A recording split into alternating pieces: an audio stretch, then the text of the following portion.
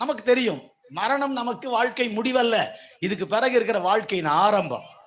இதை விட super life அங்கதாங்க இருக்கு. இதை விட ஃபென்டாஸ்டிக் லைஃப், ரொம்ப அருமையான லைஃப் அங்கதான் இருக்கு. ஆனா அங்க போறதுக்கு இப்படித்தான் வாழணும் ஒரு சிஸ்டம் இருக்கு. எல்லாரும் போயிட முடியாது. இப்படி எல்லாரும் போலாம், இப்படி எல்லாரும் போலாம், இப்படி போலாம், எப்படி போறேன். இப்படி போறதுக்கு ஒரு வழிதான் இருக்கு. இப்படி போறதுக்கு ஒரே ஒரு வழி. பரிசுத்தம் இல்லாமல் ஒருவனும் கர்த்தரை தரிசிப்பது இல்லை. பரிசுத்தமாய் வாழ்ந்த இயேசுதான் கையை கொடுத்து நான் பரிசுத்தமா வாழ்றதுக்கு ஹெல்ப் பண்றேங்கிறார். அவர் ஹெல்ப் இல்லாம நாம பரிசுத்தமா வாழ முடியாது. பரிசுத்தம் தான் டிக்கெட்.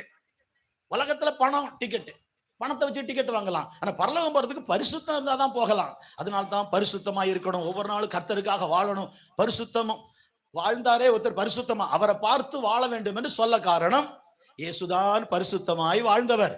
உலக சரித்திரத்துல நான் பரிசுத்தன் மாறு தட்டி சொன்னவர் நம்ம இயேசப்பா மட்டும்தாங்க.